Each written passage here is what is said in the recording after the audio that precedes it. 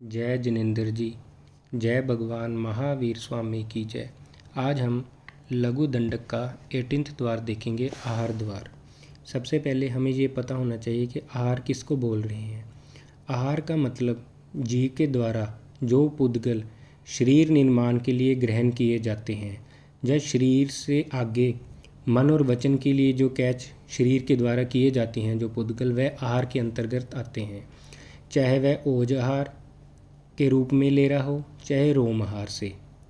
रोम आहार जो अपने शरीर में रोम है वहाँ से जीव आहार ग्रहण करता है, चाहे कवल से। कवल आहार मतलब मुख से, जो हम मुख से खाते हैं। 3 प्रकार का आहार, तीनों के आहार को ही आहार के अंतर्गत रखा गया है। औदारिक शरीरी जीव औदारिक पुद्गलों का और वेक्रिय शरीरी जीव वेक्रिय पुद्गलों का आहार लेता है।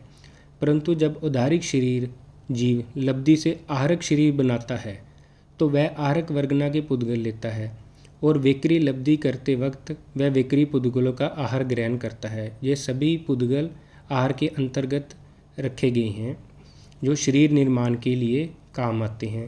वह जब जीव ग्रहण करता है तो उसको आहार बोला गया है, चाहे वह तीनों वे से ग्रहण कर रहा हो। रोमहार, ओजहार, रोमहार और कवलहार, ये तीनों वे से चाहे वह जीव ले रहा हो तो यह आहार कहलाते हैं। जब जीव मन के पुद्गल और वचन के पुद्गल भी अपने औदारिक शरीर, वेक्रिय शरीर या आहारक शरीर से लेता है तो भी वह आहार के अंतर्गत ही आते हैं। अब देखो, इसके जो मुख्य पॉइंट है हम वो डिस्कस करते हैं। जीव एक समय में इन 3 वर्गना के पुद्गलों में से एक का ही ग्रहण करेगा, 2 शरीरों का नहीं। या तो वो वेक्रिय शरीर के पुद्गल ले रहा होगा उस समय, या औदारिक के या आहारक के। हम तेजस शरीर और कार्मन शरीर के पुद्गलों का ग्रहण आहार में नहीं गिना जाता। देखो, अब शरीर तो 5 है, परंतु तेजस शरीर और कार्मन के पुद्गल तो जीव जब तक 14th गुण स्थान में नहीं पहुंचता तब तक उनका ग्रहण चलता ही रहता है, परंतु इसको आहार के अंतर्गत नहीं रखा जाता। आहार सिर्फ 3 शरीर की अपेक्षा ही हम लेते हैं। जीव लगातार इन तीनों में से कोई ना कोई पुद्गल ग्रहण करता ही है। नवरम मीन्स भी इतना ध्यान रखें कि वाटेवेता में और केवली समुद्रगात के जो 8 समय होते हैं उसमें भी 3rd, 4th और 5th समय में और 14वें गुण स्थान में जीव अनारक ही होता है। तब वह आहार इन तीनों वर्गनाओं के आहार नहीं ले रहा होता, तो जीव तब अनारक कहलाता है। तेजस कार्म शरीर के पुद्गल जीव वाटेवेता में और केवली समुद्रगात में भी ग्रहण कर रहा होता है, पर होता तब भी वह अनारक ही है। तब हम उसको अनारक ही कहलाते हैं, क्योंकि आहारक की डेफिनेशन में हमने 3 शरीर ही रखे हैं और केवल तेजस और कार्बन शरीर के पुद्गलों को हम इस पे आहार में अंडर कवर नहीं करते। अब तेजस कार्बन शरीर के पुद्गलों का ग्रहण तो वाटेवेता में भी चलता है और केवली समुद्रगात के समय भी 8 समय में 13 गुण स्थान सभी ही उसमें चलता रहता है, तेजस और कार्बन शरीर के पुद्गलों का। परंतु हम जो जीव आहारक है या अनाहारक है वो हम इससे डिसाइड करते हैं कि जीव औदारिक, वेक्रिय और आहारक वर्गना के पुद्गल ले रहा है या नहीं ले रहा।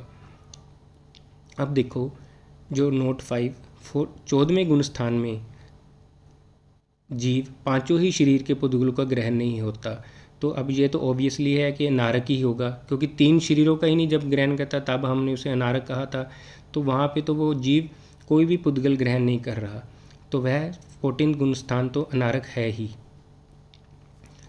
जीव जब तक छद्मवस्थ अवस्था में रहता है तो नीमा, आहारक वर्गना या वेक्रिय वर्गना या औदारिक वर्गना, इनमें से या मन और वचन के वर्गना या श्वास वर्गना, इनमें से एक के पुद्गलों का इनके पुद्गलों का तो आहार करता ही रहता है, बस जो वाटेवेता को छोड़कर। वाटेवेता मीन्स कि जब जीव काल करके अगले नए भव में जा रहा है तो रास्ते में है, तब वह इन पुद्गलों का आहार ग्रहण नहीं करता। चारों गति के जीव आहारक भी होते हैं और अनारक भी होते हैं, क्योंकि जब वह वाटेवेता का टाइम होता है उतने समय के लिए जीव अनारक होता है। देखो, जितने भी जीव को पुरानी गति से नई गति में जाते वक्त मोड़ आएंगे उतने उस जीव को समय लगेंगे, और उतने ही जीव उतने ही समय के लिए अनारक रहेगा। अगर 2 मोड़ आए तो 2 समय के लिए, 1 मोड़ आया तो 1 समय के लिए, 3 मोड़ आए तो 3 समय के लिए जीव अनारक होता है। देखो, कुछ समय के लिए ही जीव अनारक होता है, नहीं तो जीव का आहार चलता ही रहता है और नए भव में जब वह ओज आहार लेगा तब भी वह जीव आहारक हो जाएगा। अब हम जो जानते हैं लघु दंडक में कि जीव आहार कितने प्रकार का ले रहा है। जीव 288 आहार के जो वेद बताए हैं वे 288 वेद हैं। वह द्रव्य से, काल से, भाव से और क्षेत्र से। इनको हम 4 पार्ट में डिवाइड करते हैं। सभी जीव 288 प्रकार का आहार लेते हैं। क्षेत्र से जीव जिन पुद्गलों, अब हम जानते हैं क्षेत्र से, क्षेत्र का जो एक वेद है 288 में से एक वेद क्षेत्र का है। जिन पुद्गलों ने कम से कम असंख्यात आकाश प्रदेश को अवगाढ़ किया हुआ हो। क्षेत्र से हम ये जानते हैं कि जिन पुद्गलों को, जीव उन पुद्गलों को ही ग्रहण करता है जिन्होंने कम से कम असंख्यात आकाश प्रदेशों को अवगाहा हुआ है। अवगाहड़ मतलब ऑक्यूपाई किया हुआ है, रोका हुआ है। आत्मा उन पुद्गलों को ही ग्रहण कर सकती है। अगर मान लो वह संख्यात आकाश, मान लो 1 करोड़ आकाश प्रदेश पे कोई पुद्गल है तो जीव उसको ग्रहण नहीं कर सकेगा। वो असंख्यात आकाश प्रदेशों पे जो पुद्गल अवगाढ़ हैं उनको ही जीवात्मा ग्रहण कर सकती है। आत्मा उन पुद्गलों को ही ग्रहण कर सकती है, अर्थात जिन पुद्गलों ने संख्यात आकाश प्रदेश ही रोके हुए हों वे आत्मा के आहार का विषय नहीं बनते। और अनंत आकाश प्रदेश तो पूरे लोक में है ही नहीं। कहने का मतलब संख्यात और अनंत को छोड़कर सिर्फ असंख्यात आकाश प्रदेश अवगाढ़ पुद्गलों को ही आत्मा ग्रहण कर सकती है। अब हम बात करते हैं काल से। काल के जो 12 वेद बनते हैं आहार के। आत्मा एक समय पुराना पुद्गल भी ले सकती है। जो अभी पुद्गल पहले किसी और अवस्था में था पर अभी अभी उसको एक समय ही हुआ है उसका परिणमन हुए, आत्मा एक समय पुराना पुद्गल भी ले सकती है, 2 समय पुराना भी ले सकती है और 3 समय पुराना पुद्गल भी ग्रहण कर सकती है। इस प्रकार 10 समय पुराना पुद्गल भी ग्रहण कर सकती है और संख्यात समय पुराना पुद्गल भी ग्रहण कर सकती है और असंख्यात समय पुराना पुद्गल भी समय ग्रहण कर सकती है। क्योंकि पुद्गलों की जो स्थिति है वो काल से असंख्यात काल तक की कही गई है, अनंत काल की नहीं है। असंख्यात काल के बाद पुद्गलों का परिणमन हो जाता है, उनका चेंज होना ही होना है। पुद्गल की अवस्था ज़्यादा से ज़्यादा असंख्यात काल की है, उसके बाद उन्होंने और रूप में शिफ्ट होना ही होना है।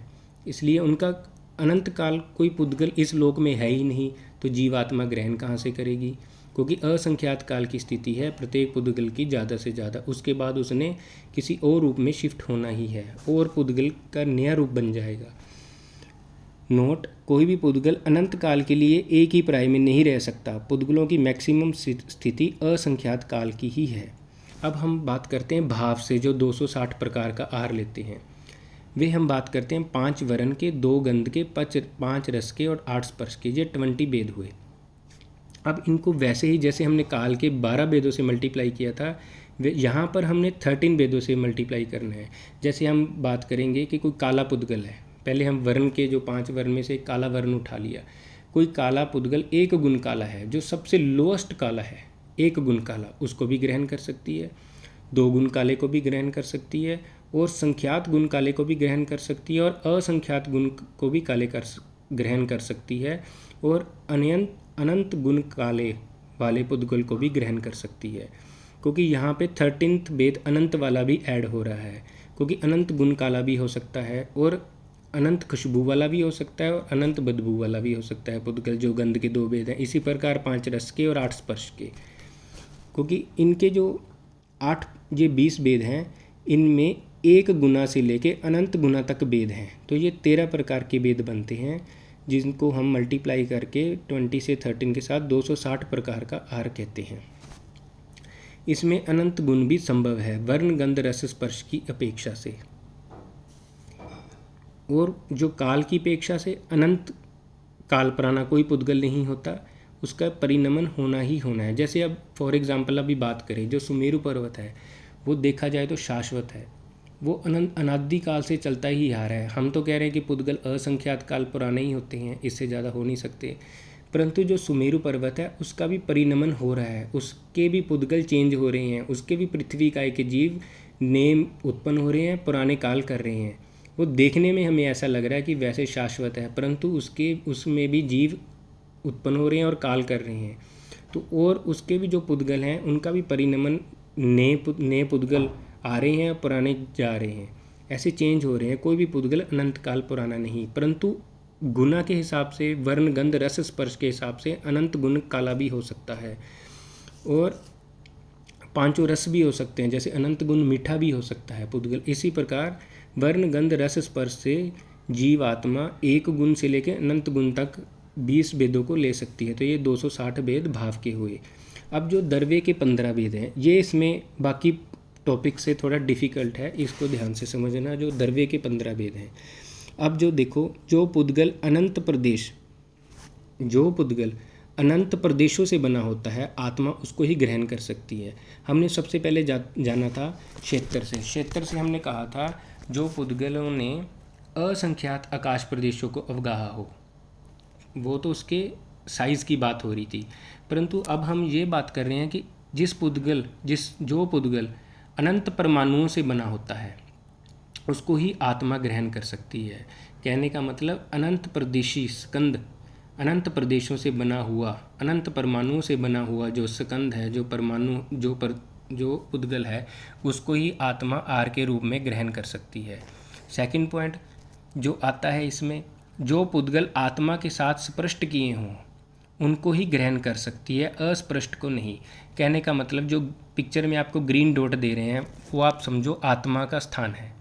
अब उसके साथ जो रेड कलर के डॉट लगे हुए हैं वे उसके साइड वाले जो टच हो रहे हैं आकाश प्रदेश वो हैं, तो इसको स्पृष्ट बोलेंगे। रेड और ग्रीन दोनों टोटल ये सारे के सारे स्पृष्ट प्रदेश है। आत्मा स्पृष्ट आकाश प्रदेशों पे, जहाँ पे आत्मा है वहाँ के स्पृष्ट आकाश प्रदेशों से ही पुद्गल ग्रहण कर सकती है, दूर वाले प्रदेशों से पुद्गल ग्रहण नहीं कर सकती।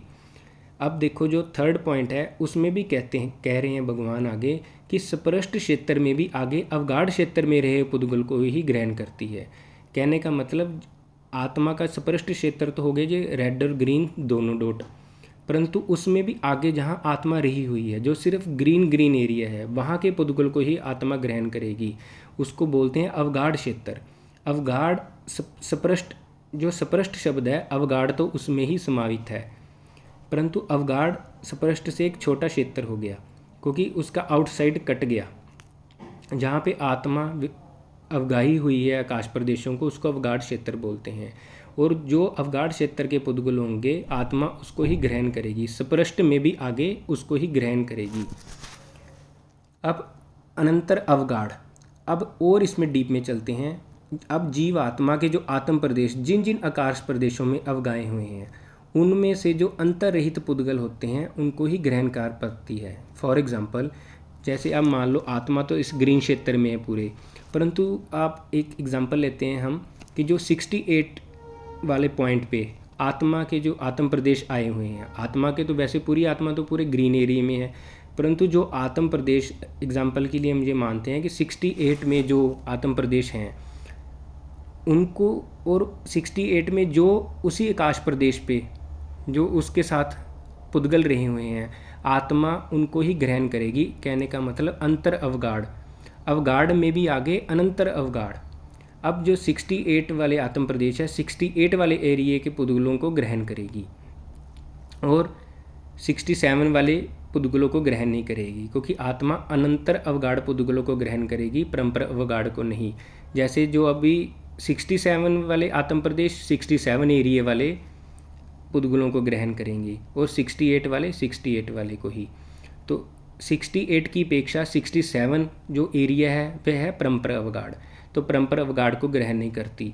जो 68 वाले एरिए में आत्म प्रदेश हैं वहाँ के पुद्गलों को आत्मा ग्रहण कर सभी आत्म प्रदेशों तक ये आहार पहुँचता है, परंतु ग्रहण कर रहे हैं 68 वाले, क्योंकि आत्मा परंपर अवगाढ़ पुद्गलों को ग्रहण नहीं करती। देखो ये 50, 53, 54, 69, 84, 83, 82, 86 ये सभी नंबर 68 के लिए परंपरा अवगाढ़ हैं। जो 68 के आसपास सभी टच हो रहे हैं वे सभी परंपरा अवगाढ़ हैं। आत्मा परंपरा अवगाढ़ पुद्गलों को ग्रहण नहीं करती, अनंतर अवगाढ़ पुद्गलों को ही ग्रहण करती है।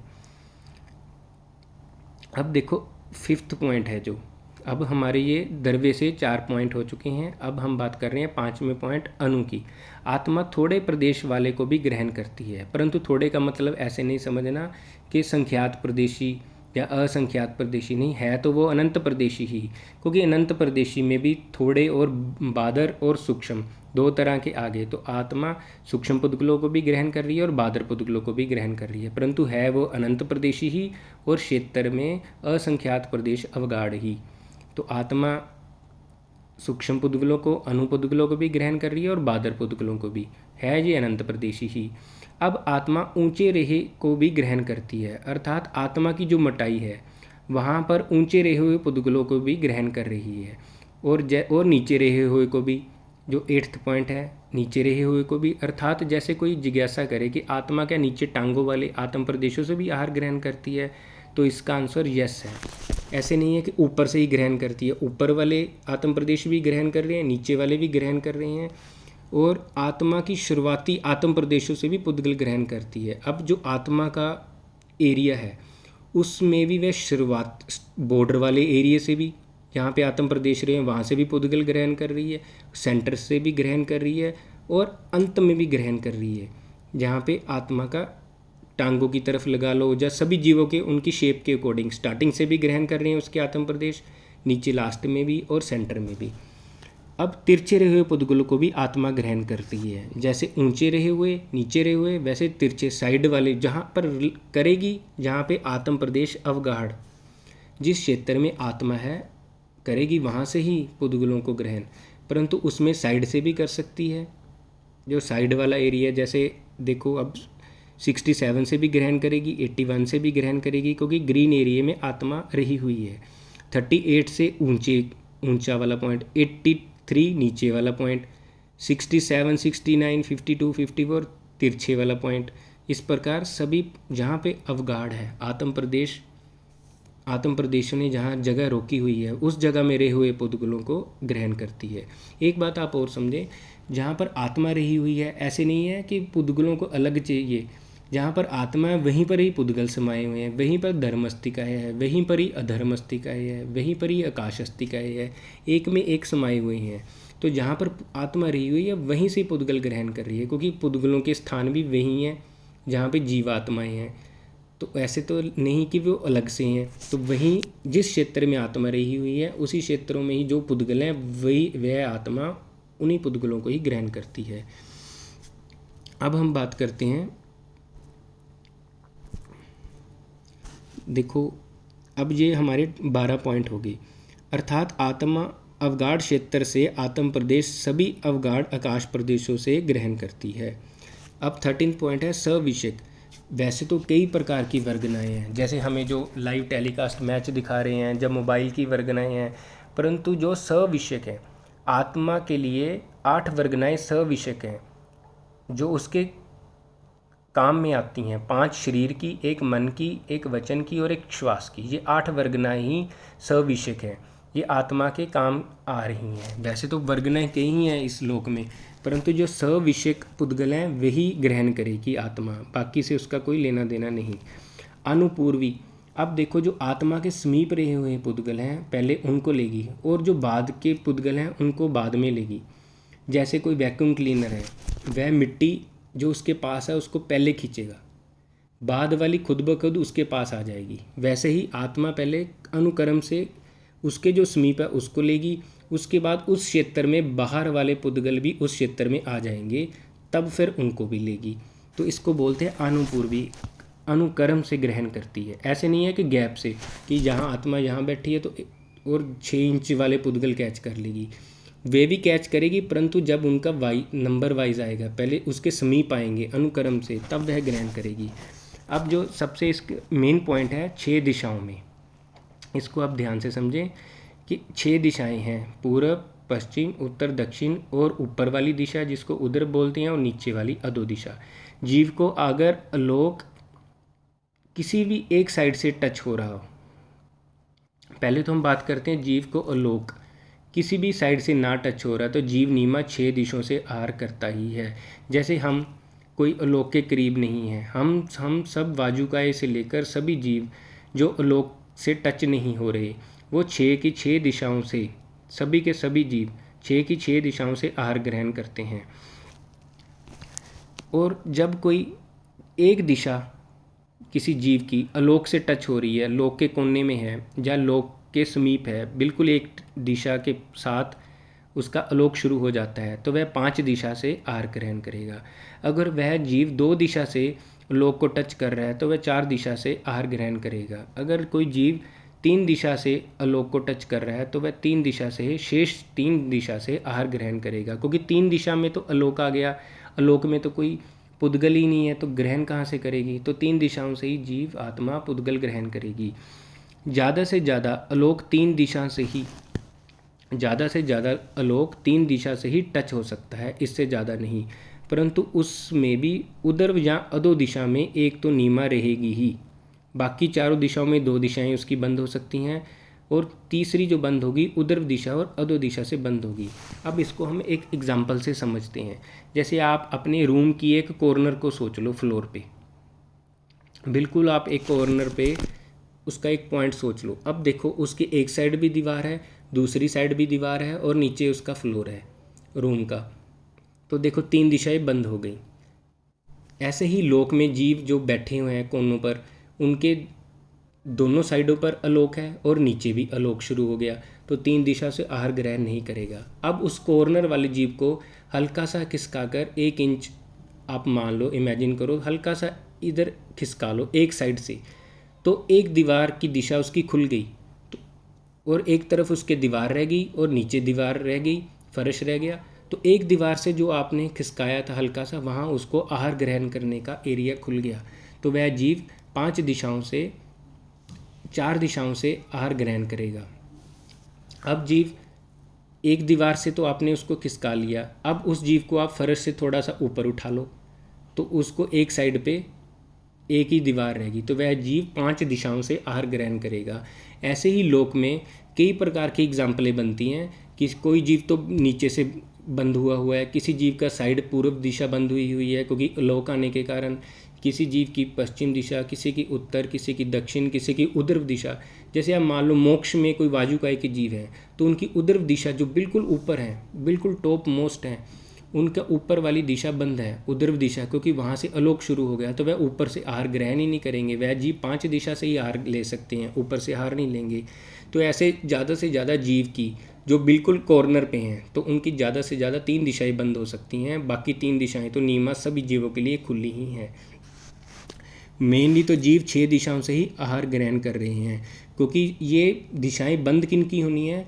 जो अलोक के टच कर रहे हैं, अलोक से टच कर रहे हैं, जो लोक का अंत हो रहा है और अलोक की शुरुआत हो रही है, वहाँ पे जो जीव रहे हुए हैं उनकी अपेक्षा से व्यवधान पड़ता है, क्योंकि दिशाएं बंद होगी वहाँ, मतलब लोक की दिशाएं बंद होगी, अलोक की शुरुआत होनी है, तो वहाँ अलोक में पुद्गल ही नहीं है, तो जीव ग्रहण कहाँ से करेगा? सभी जीव 6 दिशाओं से आहार लेते हैं, परंतु जो एक इंद्रिय जीव, अब देखो लोक के जो कॉर्नरों पे जीव हैं वो एक इंद्रिय जीव ही होंगे, तरस जीव तो तरसनाल में ही है, तो लोक की कॉर्नरों में भी जो जीव हैं वो सिर्फ अकेंद्रीय जीव ही पाए जाते हैं। इसीलिए हम कहते हैं कि अकेंद्रीय जीव 6 दिशाओं से भी आहार ग्रहण करते हैं। अब जो हमारे पास अग्निकाय के जीव हैं, वायुकाय के हमारे आसपास रहते हैं जीव, वनस्पति काय के, सभी जीव, जितने भी जीव हैं, ये सभी 6 दिशाओं से आहार ले रहे हैं, परंतु जो जीव लोक के कॉर्नर पे रहे हुए हैं वे 5 दिशाओं, 4 दिशाओं और 3 दिशाओं से भी आहार ले पाते हैं, क्योंकि जो जिसकी एक साइड बंद है वह 5 दिशाओं से लेगा, जिसकी 2 साइडें बंद है वह 4 दिशाओं से लेगा, जिसकी 3 साइडें बंद है वह 3 दिशाओं से ही आहार कर सकता है। अब नोट, सिद्ध भगवान 14वां गुणस्थान। देखो अब हम जानते हैं जीव कब आहार, कौन से जीव जो आहार ही नहीं कर रहे। एक तो सिद्ध भगवान नीमा अनारक होते हैं, वे कोई भी पुद्गल ग्रहण नहीं करते, और 14वां गुणस्थान नीमा पूर्ण रूप से अनारक है। और जो 13वें गुणस्थान में केवली समुद्रघात के जो 8 समय होते हैं उसमें भी 3rd, 4th और 5th समय अनारक होता है। तब जीव का कार्मन काया योग चल रहा होता है केवली भगवान का, तब भी वह किसी भी शरीर के पुद्गल ग्रहण नहीं कर रहे होते, तब भी वह उनको हम अनाहरक बोलते हैं, क्योंकि वहाँ उनका आहार नहीं चल रहा होता। और जब जीव को वाटे वेत्ता में जितने मोड़ आवे उतने समय जीव अनारक ही होता है नीमा। जितने पुराने भाव से जीव नए भाव की तरफ जाएगा, उसको रास्ते में जितने मोड़ आएंगे उतने समय लगेंगे, उतना उसका वाटे वेत्ता का टाइम है, वाटे वेत्ता का टाइम है, उतने ही जीव उतने समय के लिए जीव अनारक रहेगा, तब तक आहार ग्रहण नहीं करेगा। और नए स्थान पर, उत्पत्ति स्थान पर पहुंचते ही ओज आहार लेता है, तो उसके बाद तो उसके आहार का सीरियल शुरू हो जाता है। तो इस प्रकार वह लगातार आहार करता रहता है जब तक उसको नई वाटे वेत्ता नहीं मिलती। तो इसलिए आप, ये हमारा आहार द्वार था। तो आहार का मतलब जो जीव आहार ले रहा है इन पुद्गलों का वह आहारक है, और जीव इन पुद्गलों का आहार नहीं ले रहा है तो वह अनारक है। जो हमने ये नोट अभी पढ़ा है, इन स्थितियों में जीव अनारक होता है, बाकी शेष स्थितियों में जीव आहारक ही होता है। और आहारक में भी अब 6 दिशाओं में हमने पढ़ लिया भी किस दिशाओं में आहारक है और अगर जीव 3 दिशाओं से भी आहार ले रहा है तो वह अनारक नहीं है। अब जो भी हमने इसमें डिस्कस किया है आज, आपके जो निकटवर्ती गुरु महाराज हैं, कृपया आप उनसे चर्चा करके अपनी धारणा को शुद्ध कर लें, क्योंकि मेरे खुद के समझने में, जहाँ मेरे को समझाने में भी त्रुटि हो सकती है, और मेरे हो सकता है कि मेरे से ही गलती हो रही हो समझने में भी और आपको समझाने में भी। तो कृपया प्लीज़ आप अपने निकटवर्ती गुरु महाराज, गुरु भगवंतों से जाकर इस ज्ञान की शुद्ध आराधना करें और अपनी शुद्ध धारणा बनावें। मैं तस्मिच्छामि दुक्कडम, अरिहंत सिद्ध भगवान की साक्षी से तस्मिच्छामि दुक्कडम। जय जिनेंद्र जी, जय भगवान महावीर स्वामी की जय, जय महामंत्र नवकार की जय।